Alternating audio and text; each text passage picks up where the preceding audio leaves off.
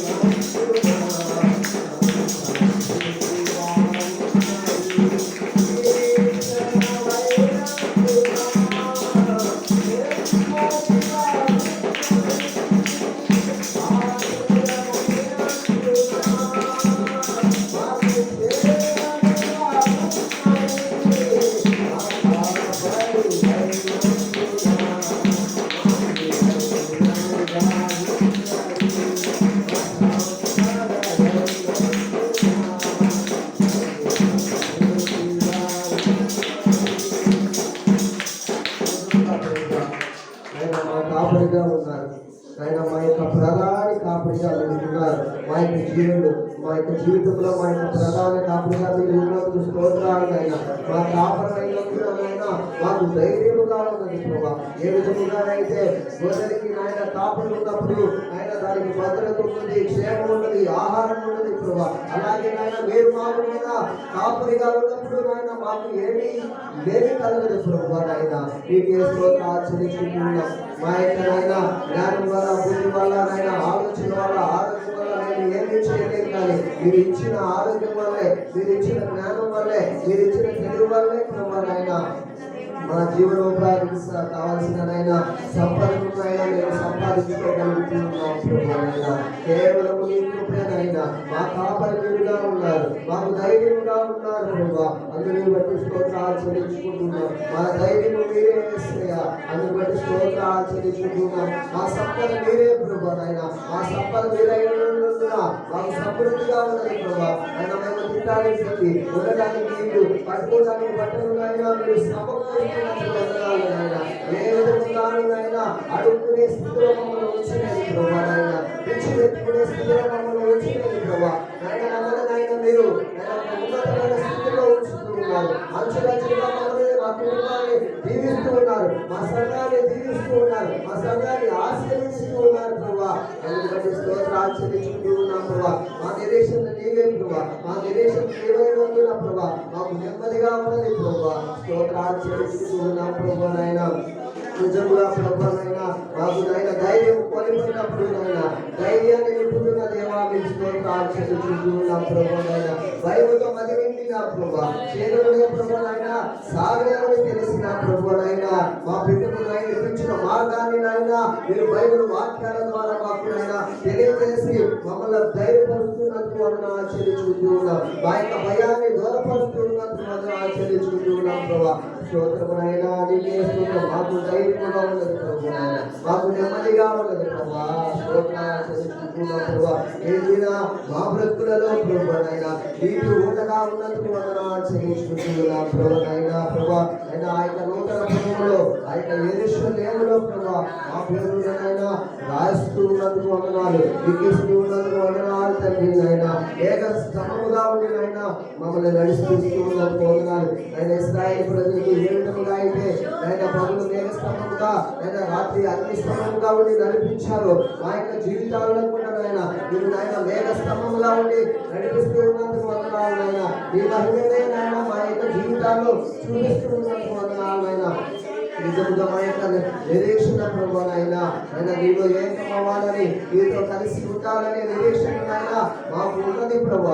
అయినా నేను భారమైతే నాయన అటువంటి నిరీక్షణ కలిగి ఉండడానికి గల కృపను అనుగ్రహించింది తండ్రి. స్తోత్రం నాయన. ప్రతి ఒక్కరు స్తుతిద్దాం, స్తుతిద్దాం. హల్లెలూయా, హల్లెలూయా, హల్లెలూయా, హల్లెలూయా. మా ప్రధాన కాపరి దేవునికి స్తోత్రాలు చెల్లిస్తున్నాం, స్తోత్రాలు చెల్లిద్దాం. హల్లెలూయా, హల్లెలూయా. ఇప్పటి వరకు ఆయన ఈ యొక్క 2024 సంవత్సరంలో ఆయన మన యొక్క ప్రధాన కాపరి అయి మనల్ని ఈ దినం వరకు నడిపించినందుకు దేవాలయ దేవునికి స్తోత్రాలు చెల్లిస్తున్నాం. అవును దేవా, ఆయన జనవరి 2024 జనవరి మాసం నుండి డిసెంబర్కు ఈ దినమున ఆఖరి ఆయన ఆదివారపు ఆరాధన వరకు ఆయన నా యొక్క ప్రధాన కాపరి అయిన మీరు మమ్మల్ని నడిపించినందుకు వందనాలు. నా యొక్క జీవితాల్లో ఎన్ని వైద్యులు వచ్చారని ప్రభా మాకు నిండిపోయిన లేవనైతే బంగారైనా ప్రభావం మమ్మల్ని నడిపిస్తూ ఉన్నాను వందనాలు. మా చేయి పట్టి నడిపిస్తూ ఉన్నందుకు వందనాలు తండ్రి. స్తోత్రాలు చెల్లిస్తూ ఉన్నాను ప్రభా.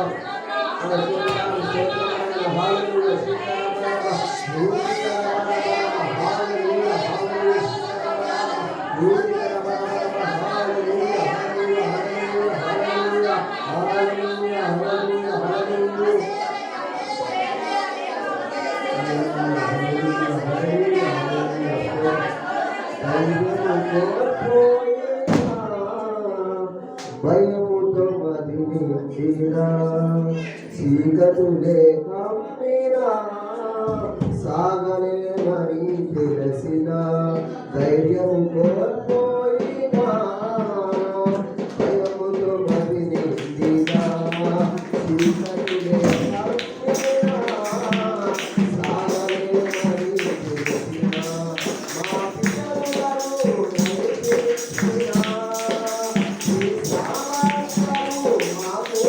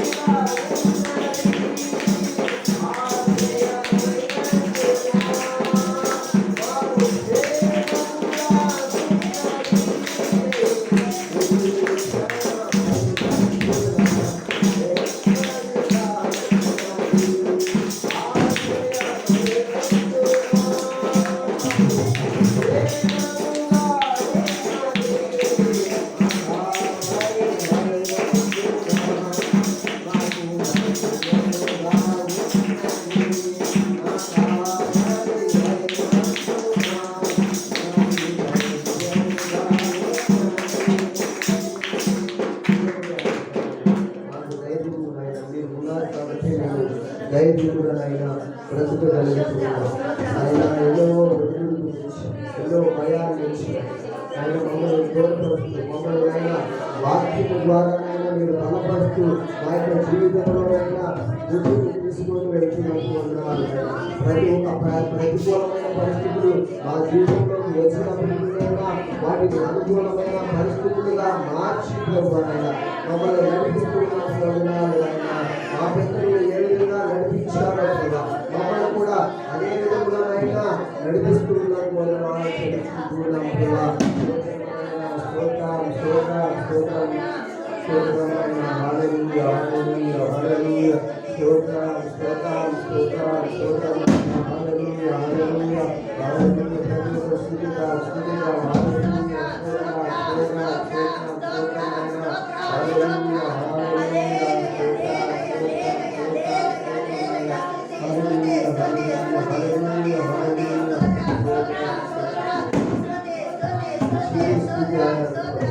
ఇంకే సమర్పించుకుంటున్నాం. దయచేసి అందరం కూర్చున్నాం.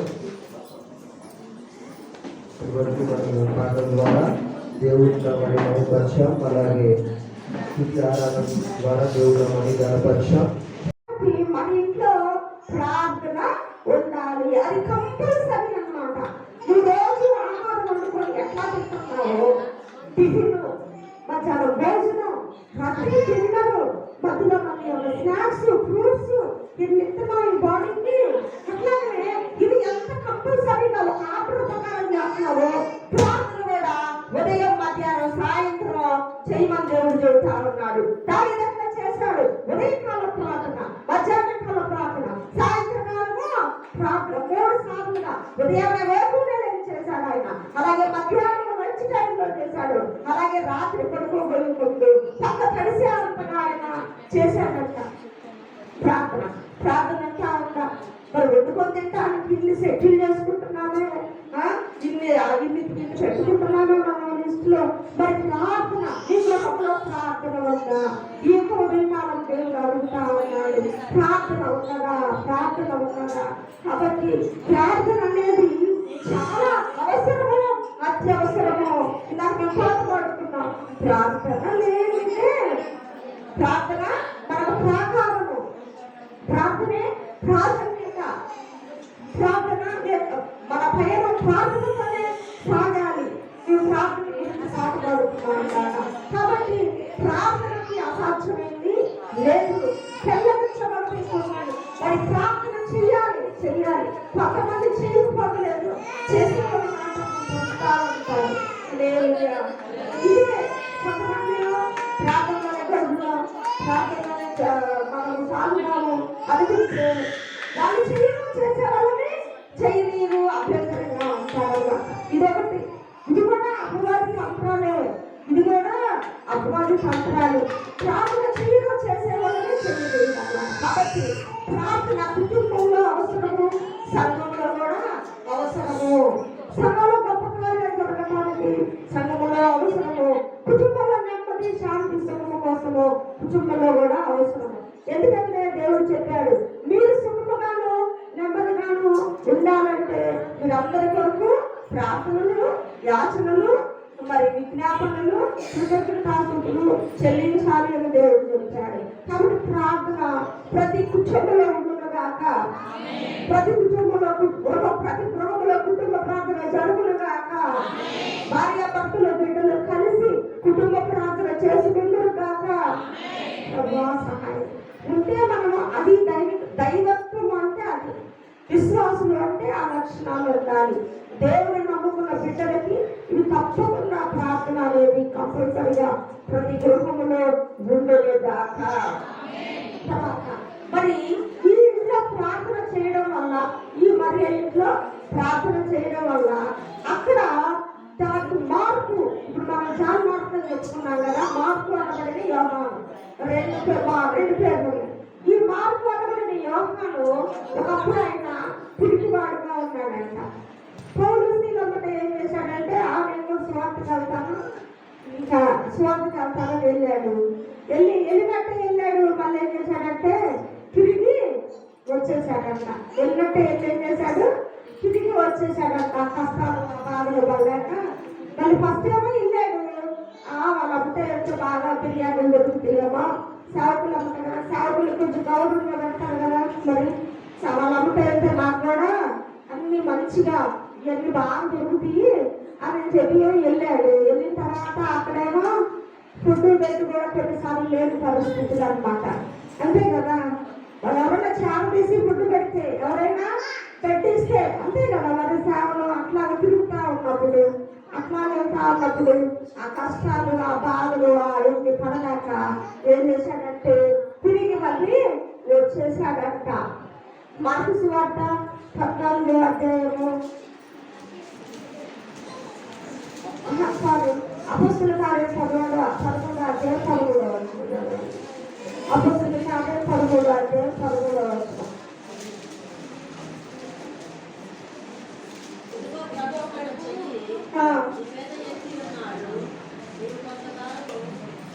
ఏదో అపొస్తలుల కార్యం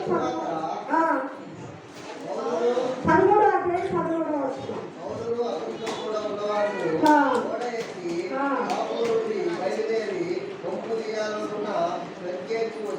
అతని యోహాను వాటిని విడిచిపెట్టి యెరూషలేమునకు తిరిగి వెళ్ళెను. చాలు. కాబట్టి మార్కు అన్న యోహాను ఆయన రెండు పేర్లు ఇప్పుడు ఏం చేశాడు? పౌలుసలకు వెళ్ళాడు, మళ్ళీ ఏం చేశాడంట? తిరిగి యెరూషలేముకి వచ్చేసాడంట. బలహీనుడు తిరిగివాడైన మార్కు మరి కాల గృహంలో ప్రార్థించడం ద్వారా తర్వాత తిరిగి మళ్ళీ గొప్ప దైవజనుడు అయిపోతాడు. మార్కు సువార్త రాసే అంత భక్తుడు అయిపోతాడు. హల్లెలూయా. ఒకప్పుడు ఏం చేశాడు? సేవకులతో వెళ్ళాడు, పరిచారకుడుగా వెళ్ళాడు. మాకు మనగాడు పడుతుంది కష్టాలు. రాత్రి 12 అవుతుంది, సువార్త చెప్పి వచ్చేసరికి 1 గంట అవుతుంది. సరైన నిద్ర లేదు, సరైన ఆహారం లేదు, మన పడలేదు, మన వాడికి పడలేదు అనుకున్నాడు. తిరిగి వచ్చాడు. కానీ తర్వాత మళ్ళీ పౌలు జైల్లో ఉన్నప్పుడు పౌలు కట్ట పరిచయం చేయడానికి కూడా వెళ్ళాడంట. పౌలు ఏం చేశాడు? పరిచయం చేయడానికి కూడా వెళ్ళినట్లుగా లేఖనాలు రాయబడి ఉన్నాయన్నమాట. పౌలుకి పరిచయం చేస్తానికి వెళ్ళినప్పుడు ఆయన అంటున్నాడు, మార్కు కూడా వందనాలు. ఆయన దగ్గర ఉన్నాడు అప్పుడు జైల్లో ఉన్నప్పుడు. పౌలు దగ్గర ఆయన ఉండి మరి పరిచారకుడుగా ఉన్నాడు. చూడండి 2 తిమోతి 4వ అధ్యాయం 11వ వచనం. 2 తిమోతి 4వ అధ్యాయం 11వ వచనం. పౌలుకి అక్కడ పరిచయం చేసే అంతగా వెళ్ళాడన్నమాట.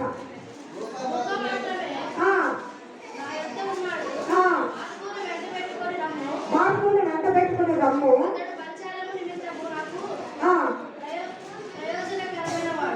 అతడు పరిచారము చేయటం ఎలాంటి వాడంట? ప్రయోజనమైన వాడంట. హల్లెలూయా. ఒకప్పుడు నువ్వు పనికి మారిన వాళ్ళమే, ఒకప్పుడు మనం పనికి రాని వాళ్ళమే దేవునికి, ఒకప్పుడు భక్తిని వెళ్ళమే, ఒకప్పుడు శిలువకు శత్రువులమే, ఒకప్పుడు మనం యేసుని పిలిచిన వాళ్ళైనా. ఇప్పుడైతే వారికి ఎలాగైపోయాడంట? పౌలుకి పరిచయం చేయడానికి ప్రయోజనకుడయ్యాడని చెప్పి అక్కడ రాయబడింది అన్నమాట. మరి పౌలుకి పరిచారకుడుగా వెళ్ళాడంట. తర్వాత ఇంకా మారిన తర్వాత వెళ్ళాడనమాట. ఇంకా అంత మాత్రమే కాకుండా మరి పౌలుకి తీసుకెళ్తే తర్వాత పర్ణబాను మార్కు ఒక సైడ్ అంటారు. అపొస్తలుల కార్యం 15వ అధ్యాయం 39వ వచనం. ఒక సైడు పౌలు శిలలో ఒక సైడ్ వెళ్ళిపోతారు. తర్వాత మరి పర్ణబాను మార్కు ఒక సైడ్ వెళ్ళిపోతారు అనమాట. అపొస్తలుల కార్యం 15వ అధ్యాయం 39వ వచనం.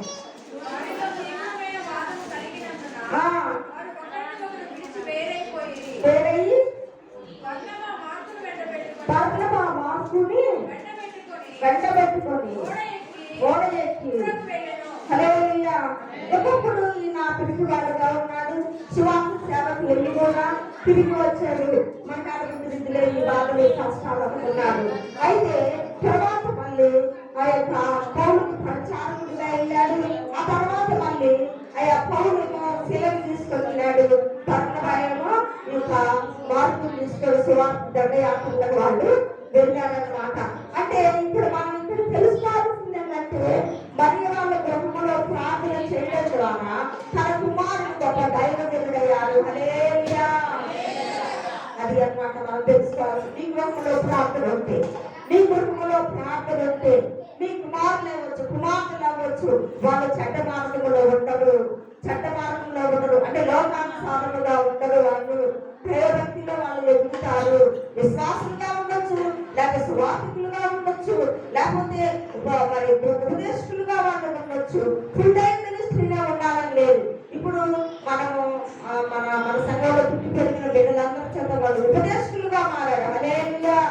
మనం చూసాం, మన శ్రీను ఉపదేశించాడు, మన కృష్ణ ఉపదేశించాడు. అట్లాగా మనకి ఈ కుటుంబంలో ప్రార్థన అనేది ఉంటే మన పిల్లలు, అది ఆడపిల్లలు అవ్వచ్చు, మగపిల్లలు అవ్వచ్చు, వాళ్ళు మార్పులాగా ప్రయోజకులైపోతారు. హల్లెలూయా. మరి ఎప్పుడు ప్రార్థన ఉన్నది, తన కుమారుడు మార్పు గొప్ప ప్రయోజకుడు అయిపోయాడనమాట. అట్లాగా సువార్త దండయాత్రలు చేసేదానికి వాళ్ళు వెళ్ళిపోయారనమాట. బర్నబా ఎవరంటే మరీకి బంధువుడు అనమాట. మరి మార్పుకి వచ్చేసరికి ఆయన మేనమామ అవుతాడు. అంటే వరుసకి సొంతం కాకుండా మన వాళ్ళ ఆ వరుసకి తీసుకుంటాం కదా బాబాయ్ అని అట్లా. అట్లాగనే మరియా బర్నబాకి కొంచెం, బర్నబా ఎక్కడ పరిచయం అవుతాడు చూడండి, అపొస్తలుల కార్యం అంటే బర్నబా మనకి ఎక్కడ పరిచయం అవుతాడు? అపొస్తలుల కార్యం 3వ అధ్యాయంలో ఆయన పరిచయం అవుతాడు అంటే బర్నబా మనకి. చూడండి, బర్నబా అపొస్తలుల కార్యం ఒకసారి ఆయన కూడా 2 పేర్లు, యోసేపు అనే పేరుని మరి బర్నబాగా శిష్యులు మారుస్తారు అన్నమాట. శిష్యుల్లో చేర్చుకునేటప్పుడు వీళ్ళందరికీ ఒక బృందంగా ఉన్నారు శిష్యులు అందరినీ, యేసుప్రభువుని ఫాలో అవర్స్ అందరూ కూడా. అట్లాగనే బర్నబా కూడా 4 అధ్యాయం 36 వచ్చింది. చిత్రంలో పుట్టిన లేవీయులకు ఇతనికి అభ్యస్తులు హెచ్చరికగా అర్థం ఇచ్చు బర్నబా పేరు పెట్టి ఉన్నది. హల్లెలూయా. బర్నబా ఇక్కడ పరిచయం అవుతా ఉన్నాడు మనకి. బర్నబాకి మరియా కొంచెం సమీప బంధువులు అంటే రిలేషన్షిప్ అలా ఉంది. అట్లా మార్పు కూడా కొంచెం రిలేటెడ్ గా ఉన్నాడు కాబట్టి మార్పును తీసుకొని బర్నబా ఎదుగుపోయాడు. అలాగే మరి పౌలు శీలలు ఒక దిక్కు సువార్త ఎదుగుపోయాడు. బర్నబా మార్పులు ఒక దిక్కు వాళ్ళు సువార్త ఎదుగుతాడు. అంటే నేను చెప్తుంది ఏంటంటే ఈ దినాంశము మరియా కృష్ణలో ప్రార్థన నిలబెట్టడం వల్ల తన కుమారుడు తప్పులు చెడ్డ మార్గంలో ఉన్నప్పటికీ, అంటే చెడ్డ మార్గం అంటే ఆ దేవుడు అంగీకరించి ఇప్పుడు చర్చకు వచ్చాక భక్తిగా ఉంటున్నారు. చట్టం తర్వాత పేదరించాక నా కుమారుడా అని కూడా అనిపించుకున్నారంట. నా కుమారుడా అనిపించుకున్నారంట. పేదరించాక మార్పు నా కుమారుడా అనిపించుకున్నారంట. చూడండి, 1 పేతురు 5:13, 1 పేతురు 5:13, 1 పేతురు 5:13. నా కుమారుడా అని అక్కడ పిలుస్తావా అంటే పేతురు వచ్చాడండి ఆ మాట. 1 పేతురు 5వ అధ్యాయం 13వ వచనం. నా కుమారుడా అని పిలిచినప్పుడు కూడా కారణమైన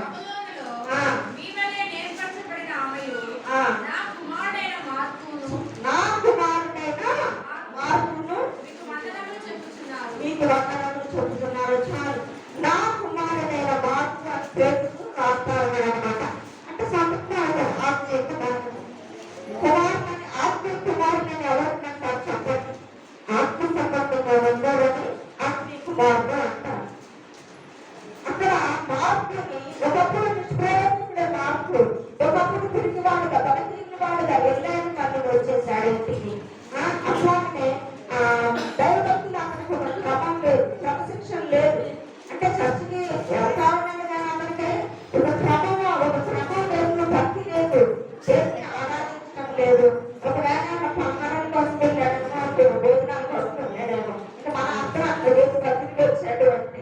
అయితే తర్వాత ఏం చేశాడు? పౌలుకి పరిచారకుడుగా మారాడంట.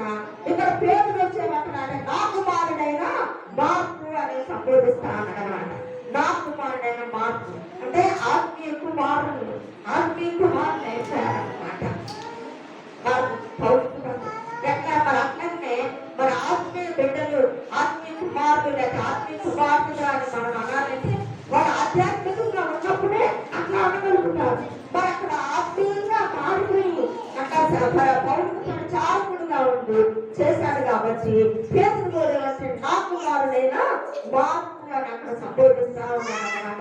ప్రియమైన దేవుని జన దేవుడికి ఆత్మ సంబంధమైన కుమారుడుగా ఉన్నారా లేకపోతే దైవజనుడికి ఆత్మ సంబంధమైన కుమారుడుగా ఉన్నారా లేకపోతే ఆత్మ సంబంధమైన కుమార్తెలుగా ఉన్నారా లేకపోతే ఏదో నామకార్థులుగా హాజరుగా ఆదివారం భక్తులుగా అట్లా ఉంటా ఉన్నారు. ఆదివారం భక్తులుగా ఉంటే ఆత్మీయ విషయాలు ఏమి తెలియవు, ఆత్మీయ విషయాలు ఏమి కూడా తెలియదన్నమాట.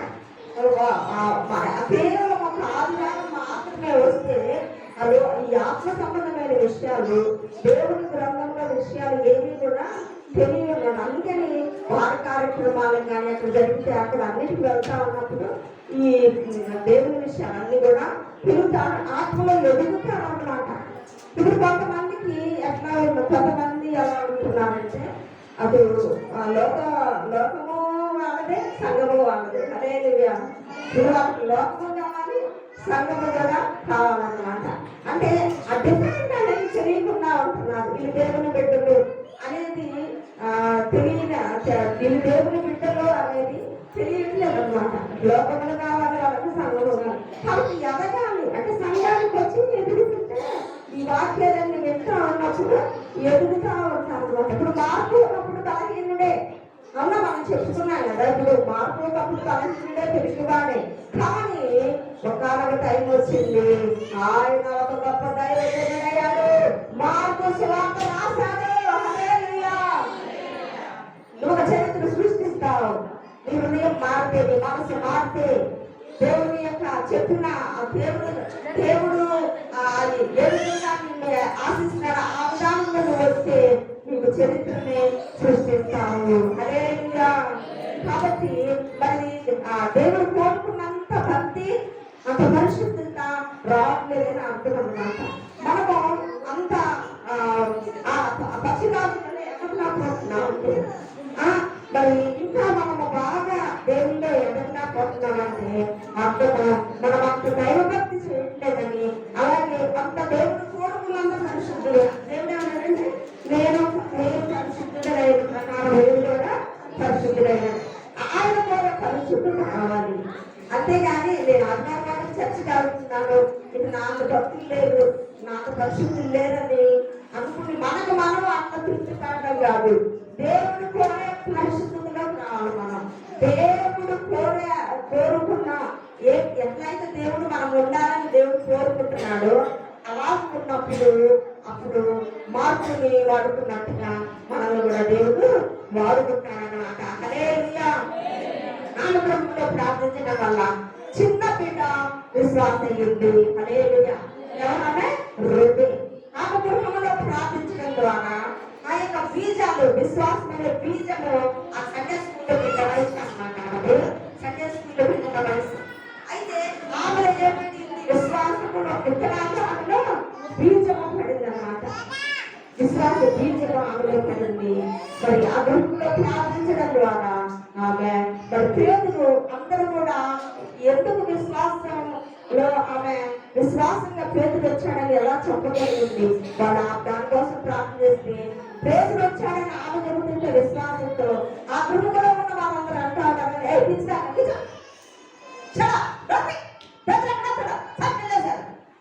చుట్టూ పోలీసులు ఉన్నారు, సైనికులు ఉన్నారు, తాళాలు వేశారు అన్నట్టుగా ఆమె మాట్లాడారు. అక్కడ ఉన్న వాళ్ళందరూ కూడా అక్కడ అట్మాస్ఫియర్ పేరు నువ్వు జాతీయ పేరుని సంఖ్యలు విడవబడటానికి కదా. ఈయన గారి విశ్వాస వీర వనిత రోగి అని చెప్పుకోవచ్చు. మనం విశ్వాస వీరురాలు వనితగా మనం చెప్పుకోవచ్చు. చిన్న పాప కదిలేదే చిన్న అమ్మాయి ఆమె వచ్చి తల్లి దగ్గరకు వచ్చి పేదలు వచ్చాడంటే వీళ్ళందరూ పిచ్చిదాన్ని అన్నారు. కాబట్టి చూసారా ఆమె ఈ గృహంలో ప్రార్థించడం ద్వారా విశ్వాస వనితలు వీరులు అక్కడ పుట్టారు. నువ్వు సంఘంలో ప్రార్థించడం ద్వారా నీ గృహంలో ప్రార్థించడం ద్వారా వీరులు వనితలు నిలుస్తారు. ఆమె విశ్వాస వీరులు నిలుస్తారు. లేకపోతా ఉన్నా విశ్వాస ఫలితాలు లభిస్తా ఉంటారు, సువాహకులు లభిస్తారు, అపస్తులు లభిస్తారు, కాపరులు లభిస్తారు, ఉపదేశకులు లభిస్తారు. నువ్వు ప్రార్థిస్తే నీ గృహంలో సంఘములో అయినా నువ్వు ప్రార్థిస్తే అది నీ బిడ్డలు అవ్వచ్చు, సంఘ బిడ్డలు కావచ్చు. దేవుడు ఆ విధంగా లేవనెత్తుకుంటాడన్నా. ప్రార్థిస్తున్నావు అనుకుంటున్నావు, ప్రార్థిస్తా ఉన్నావా? సంఘములో ఉన్నప్పుడు సంఘానికి వచ్చి ప్రార్థించాలి, సంఘములో లేనప్పుడు గృహంలో ప్రార్థన చెయ్యాలి. ఏకాంత ప్రార్థన వేరు, గృహంలో కుటుంబ ప్రార్థన వేరు. మూడు ప్రార్థన, ఏకాంత ప్రార్థన, కుటుంబ ప్రార్థన, సంఘ ప్రార్థన, ఈ మూడు నీకు ఉండాలి. హల్లెలూయా. అర్థం కదా? కాబట్టి నేను చేసుకుంటున్నాను ఏకాంత ప్రార్థన అని లెగవంగానే స్తోత్రం ప్రభావ, పడుకునేటప్పుడు స్తోత్రం ప్రభావ. ఇది కాదు, నీకు ఏకాంత ప్రార్థన అవసరము, అలాగే కుటుంబ ప్రార్థన అవసరము. ఈ రెండు ముఖ్యం. ఎట్లాగా ముఖ్యమో అలాగే సంఘ ప్రార్థన కూడా అంతే ముఖ్యమో. హల్లెలూయా. ప్రార్థిద్దామా? ఎప్పటి నుంచి అయినా ప్రార్థిద్దామా? ఇప్పటి నుంచి అయినా మనం కన్నీరు కారుద్దామా? ఎవరో కోసం కాదు, నువ్వు నీ బిడ్డల కోసం నేర్చుకో. నీ బిడ్డల కోసం కన్నీరు కాదు, నీ కుటుంబం కోసం ఆత్మానుసారంగా ఉండే బిడ్డలుగా ఉండాలని, దేవుడు చెప్పిన పరిశుద్ధంలో ఉండాలని చెప్పి ఏదో నామకార్థంగా ఆటపోవటం కాదు. దేవుడు కోరే పరిశుద్ధతలోకి రావాలని, దేవుడు కోరే భక్తిలోకి రావాలని చెప్పి ఆ విధముగా ఆత్మానుసారంగా ఆత్మ సంబంధమైన బిడ్డల్లాగా, మార్పులాగా, పత్రికలు రాసేవాళ్ళలాగా, అట్లాగే సువార్త ప్రణయాత్రలు చేసేవాళ్ళలాగా అట్లాగా మారాలన్నమాట. మారాలి. ప్రార్థిద్దామా? ఇప్పటికైనా ప్రార్థన చేసుకుందాం. కళలు వచ్చినట్లయితే ప్రార్థన చేసుకుందాం. మనందరం మన గృహంలో ప్రార్థించాలి, ఏకాంతంగా ప్రార్థించాలి. సంఘములో ఏ ప్రార్థనలు ఉన్నా కూడా, ఉపవాస ప్రార్థనలు ఉన్నా, అయ్యే అది రాత్రికాలం ప్రార్థన అయినా సరే, విజ్ఞాపన కోరికలైనా సరే అందరూ అటెండ్ అయ్యి అట్లా ప్రార్థన అనేది తప్పకుండా చేయాలన్నమాట. కాబట్టి మరి ఆ విధంగా మనం ప్రార్థించినట్లయితే దేవుడు గొప్ప కాదు. దేవుడు అసమర్థుడు కాదు, మనము చేయట్లేదు. మనం ఆ దేవుడు అసమర్థుడు ఎప్పుడూ కాదన్నమాట. ఆయన చేతులు చేయకున్నాడు, ఆయన చేతులు పొరుచుగా లేవంట. అర్థమైందా? ఆయన చేతులు పొరుచుగా లేవంట. కాబట్టి మనము అంత ప్రార్థన చేయడం లేదు అని అర్థం అన్నమాట. గొప్ప కార్యాలు దేవుడు చేస్తాడు. అయితే మనము కూడా అంత ప్రార్థన తప్పకుండా చెయ్యాలి. మరి ప్రార్థన చెయ్యాలి. ప్రార్థన వలనే పయనము, ప్రార్థనే తల వంచాలి, ప్రార్థించాలి. అడగండి, ప్రభువా ఇప్పుడు నుంచి నేను ప్రార్థిస్తాను ప్రభువా, కుటుంబ ప్రార్థన చేసుకుంటాను ప్రభువా, ఏకాంత ప్రార్థన మేము చేసుకుంటాం ప్రభువా, సంఘంలో ఏ ప్రార్థన అయినా వస్తాం ప్రభువా, అది విజ్ఞాపన ప్రార్థన అయినా, ఉపవాస ప్రార్థన అయినా, రాత్రికాలం ప్రార్థన అయినా, అయ్యా మేము ప్రార్థన వస్తాం ప్రభువా, అయ్యా మేము ప్రార్థన బదులుగా మారుతాం ప్రభువా, మా గృహాన్ని ప్రార్థన నిలయంగా చేస్తాం ప్రభువా, అయ్యా మా గృహంలోనే విశ్వాస వనితలు వీరులు లెగవాలి ప్రభువా, సంఘములో లెగవాలి ప్రభువా అని కళ్ళు వచ్చి ప్రార్థన చేద్దామా? ప్రార్థన వల్లనే భయనము, ప్రార్థనే ప్రాకారము, ప్రార్థనే ప్రాధాన్యము, ప్రార్థన లేనిదే పరాజయము. చక్కగా ప్రార్థన భక్తులు ఎవరు కానీ ప్రార్థన లేకపోతే ఏంటంట? పరాజయం అంటే అపజయం అన్నమాట. మీకు ఓటమి వస్తుందంట, విజయము ఉండదు, ఓటమి వస్తుంది. ప్రార్థన వల్లనే ఫలనము, ప్రార్థనే ప్రాకారము, ప్రార్థనే ప్రాధాన్యము, ప్రార్థన లేనిది పరాజయము. ప్రభువా ప్రార్థన రావట్లేదు అనుకో, అడగండి దేవుడిని, ప్రభువా ప్రార్థన లేదయ్యా, ప్రార్థించకుండా ఉండలేదయ్యా, ప్రభువా ప్రార్థన లేదయ్యా, ప్రార్థించకుండా నేనుండలేదయ్యా, నీ పాదాలు తడపకుండా నా పయనం సాగదయ్యా, నీ పాదాలు తడపకుండా నా పయనం సాగదయ్యా. ప్రార్థన వల్లనే పయనము, ప్రార్థనే ప్రాకారము, ప్రార్థనే ప్రాధాన్యము, ప్రార్థన లేనిదే పరాజయం. హల్లెలూయా.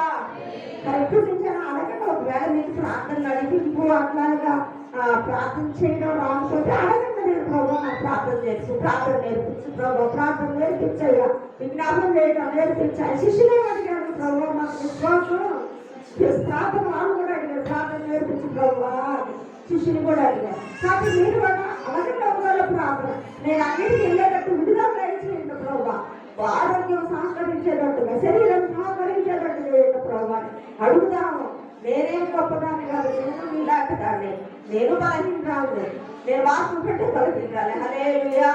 అయినప్పుడు చూడు నేనేమన్నా దేవుడిని ఏమీ ఆగట్లేదు కదా, మనందరం బలహీనం అయినా కూడా దేవుడిని బట్టి దేవుడు మనల్ని బలపరుస్తాడు.